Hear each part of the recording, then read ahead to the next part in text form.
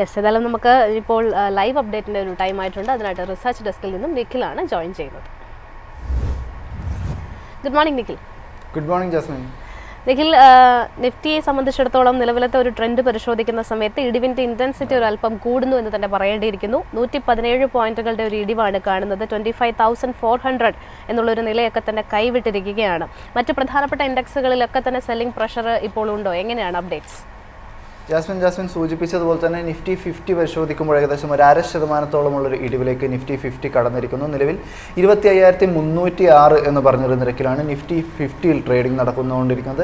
Advance and decline ratio പരിശോധിക്കുമ്പോൾ വെറും 16 ഓഹരികൾക്ക് മാത്രം നേട്ടം രേഖപ്പെടുത്താൻ സാധിക്കുമ്പോൾ 34 ഓഹരികൾ നിഫ്റ്റി 50യിൽ നിന്ന് ഇടിവ് രേഖപ്പെടുത്തുന്നുണ്ട്. നിഫ്റ്റി ബാങ്ക് പരിശോധിക്കുകയാണെങ്കിലും ഏകദേശം ഒരു 0.5%ഉള്ളൊരു ഇടിവ് നിഫ്റ്റി ബാങ്കിങ് സൂചികയും രേഖപ്പെടുത്തിക്കൊണ്ട് 55,498 എന്ന് പറഞ്ഞൊരു നിരക്കിലാണ് നിഫ്റ്റി ബാങ്കിങ് സൂചികയിലും ഒരു ട്രേഡിംഗ് നടന്നുകൊണ്ടിരിക്കുന്നത്. അഡ്വാൻസ് ആൻഡ് ഡിക്ലൈൻ റേഷ്യോയിൽ 6 ബാങ്കിങ് ഓഹരികൾ നേട്ടം രേഖപ്പെടുമ്പോൾ 6 ഓഹരികളിൽ തന്നെ ഒരു ഇടിവുണ്ടാകുന്നു. നിഫ്റ്റി 50 കമ്പനികളുടെ ഒരു പെർഫോമൻസ് നിലവിൽ പരിശോധിക്കുകയാണെങ്കിൽ തീർച്ചയായിട്ടും അഡാനി കമ്പനികൾക്ക് തന്നെയാണ് ഇന്നൊരു മികച്ച നേട്ടം രേഖപ്പെടുത്താൻ വേണ്ടിയിട്ട് സാധിക്കുന്നത്. സെബിയിൽ നിന്ന് ക്ലീൻ ഷീറ്റ് ലഭിച്ചിരിക്കുന്നു. അഡാനി എൻ്റർപ്രൈസസ് പരിശോധിക്കുകയാണെങ്കിൽ ഏകദേശം ഒരു 4% നേട്ടത്തിലെത്താൻ വേണ്ടിയിട്ട് അഡാനി എൻ്റർപ്രൈസസിന് സാധിക്കുന്നു. അഡാനി പോർട്സ് പരിശോധിക്കുകയാണെങ്കിലും ഏകദേശം ഒരു 2%ഉള്ളൊരു നേട്ടം അഡാനി പോർട്സിനെ സംബന്ധിച്ചിടത്തോളം ഉണ്ടാകുന്നു. കൂടാതെ ശ്രീറാം ഫിനാൻസ് ഓഹരിയൊക്കെ നോക്കുമ്പോഴും 1% നേട്ടം ശ്രീറാം ഫിനാൻസ് രേഖപ്പെടുത്തുമ്പോൾ HDFC ലൈഫ് ഓഹരിയും ഏകദേശം 0.5% മുകളിലുള്ള ഒരു നേട്ടം ഇപ്പോൾ രേഖപ്പെടുത്തുന്നുണ്ട്. മറ്റൊരു അഡാനി കമ്പനിയായിട്ടുള്ള അഡാനി ഗ്രീനെ സംബന്ധിച്ചിടത്തോളം ഉള്ള ഒരു ബ്രോക്കറേജ് റിപ്പോർട്ട് നമുക്കിപ്പോൾ ലഭ്യമായിട്ടുണ്ട്. നിലവിൽ ജെഫ്രീസിൻ്റെ ഒരു വ്യൂ പോയിന്റ് പരിശോധിക്കുകയാണെങ്കിൽ ജെഫ്രീസ് അഡാനി ഗ്രീന് ഒരു ബൈ റേറ്റിംഗ് നൽകിയിരിക്കുന്നു. ടാർഗറ്റ് പ്രൈസ് ആയിട്ട് ഇപ്പോൾ 1,300 രൂപയാണ് പറഞ്ഞിരിക്കുന്നത്. നിലവിൽ പരിശോധിക്കുകയാണെങ്കിൽ 1,009 രൂപ എന്ന് പറഞ്ഞൊരു നിരക്കിലാണ് അഡാനി ഗ്രീനെ സംബന്ധിച്ചിടത്തോളം ട്രേഡിംഗ് നടന്നുകൊണ്ടിരിക്കുന്നത്. കമ്പനിയെ സംബന്ധിച്ചിടത്തോളം മാനേജ്മെൻറ്റ് വളരെ പോസിറ്റീവായിട്ടുള്ള ഒരു നിലപാട് തന്നെ എടുക്കുന്നു. ഒരു കപ്പാസിറ്റി എക്സ്പാൻഷൻ നോക്കുകയാണെങ്കിൽ നിലവിൽ ഏകദേശം ഒരു 14 ജിഗാവാട്ടിൻ്റെ ഒരു കപ്പാസിറ്റിയാണ് അഡാനി ഗ്രീനുള്ളത്. ഇത് 2030 ആകുന്നതോടുകൂടി തന്നെ ഏകദേശം ഒരു 50 ജിഗാവാട്ടായിട്ട് വർദ്ധിപ്പിക്കാനുള്ള ഒരു നീക്കം ഇപ്പോൾ ഗവൺമെൻറ്റിൻ്റെ ഭാഗത്ത് നിന്നുണ്ടാകുന്നു. നിലവിൽ മാനേജ്മെൻറ്റിൻ്റെ ഭാഗത്ത് നിന്നുണ്ടാകുന്നു. കൂടാതെ ഫൈനാൻഷ്യൽസിലേക്ക് കടക്കുകയാണെങ്കിൽ കമ്പനിയുടെ കടവും മറ്റൊക്കെ കുറഞ്ഞു വരുന്ന ഒരു കാഴ്ച ഉണ്ടാകുന്നു. എബിഡയിലും ഒക്കെ തന്നെ ഒരു പുരോഗതിയും കാണാൻ വേണ്ടിയിട്ട് സാധിക്കുന്നതും അഡാനി ഗ്രീനെ സംബന്ധിച്ചിടത്തോളം വളരെ പോസിറ്റീവായിട്ടുള്ള ഒരു കാര്യം കൂടിയാണ്.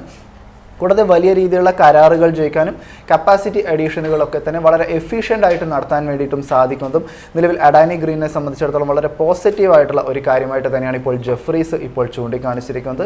നിഫ്റ്റി 50യിലേക്ക് തന്നെ മടങ്ങി വരികയാണെങ്കിൽ നിലവിൽ ഇപ്പോൾ ഇടിവ് നേരിടുന്ന ഓഹരികൾ നോക്കുമ്പോൾ നെസ്ലെ ഇന്ത്യയുടെ ഓഹരികൾ ഏകദേശം 1.25% മുകളിലുള്ള ഒരു ഇടിവ് രേഖപ്പെടുന്നു. ബജാജ് ഓട്ടോ പരിശോധിക്കുമ്പോൾ 1% മുകളിലുള്ളൊരു ഇടിവുണ്ടാകുമ്പോൾ പവർ ഗ്രിഡ് HCL ടെക് ഓഹരികളൊക്കെ തന്നെ ഏകദേശം ഒരു 0.25%ഉള്ളൊരു ഇടിവും പ്പെടുത്തിക്കൊണ്ടുള്ള ഒരു ട്രേഡിംഗ് ആണ് കാഴ്ചവെക്കുന്നത്. നിഫ്റ്റി ബാങ്ക് പരിശോധിക്കുകയാണെങ്കിൽ നിലവിൽ 55,515 എന്ന് പറഞ്ഞൊരു നിരക്കിലാണ് ട്രേഡിംഗ് നടന്നുകൊണ്ടിരിക്കുന്നത്.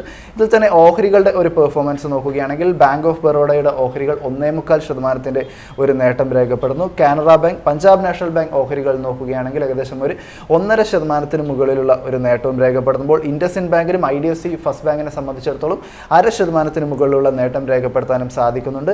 ഇടിവ് പരിശോധിക്കുകയാണെങ്കിൽ നിലവിൽ ഇപ്പോൾ ICICI ബാങ്കിൻ്റെ ഓഹരികൾ ഏകദേശം ഒരു 1.25% ഇടിവ് രേഖപ്പെടുന്നു.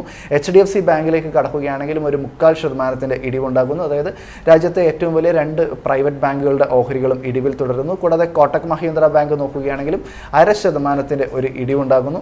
സെക്ടറുകളുടെ ഒരു പെർഫോമൻസ് പരിശോധിക്കുകയാണെങ്കിലും തീർത്തും ഒരു മിക്സഡ് ആയിട്ടുള്ള ഒരു രീതിയിൽ തന്നെയുള്ള ഒരു പെർഫോമൻസ് തന്നെയാണ് കാണാൻ വേണ്ടിയിട്ട് സാധിക്കുന്നത്.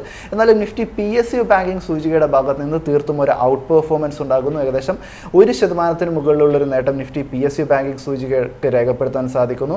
നിഫ്റ്റി എനർജി പരിശോധിക്കുകയാണെങ്കിലും ഏകദേശം 0.25% ഉള്ളൊരു നേട്ടം നിഫ്റ്റി എനർജി സൂചികയുടെ ഭാഗത്ത് നിന്നും ഉണ്ടാകുമ്പോൾ ഫൈനാൻഷ്യൽ സർവീസസ് സൂചികയും നിഫ്റ്റി IT സൂചികയും ഒക്കെ തന്നെ 0.5% മുകളിലുമുള്ള ഒരു ഇടിവാണ് രേഖപ്പെടുത്തിക്കൊണ്ടിരിക്കുന്നത്.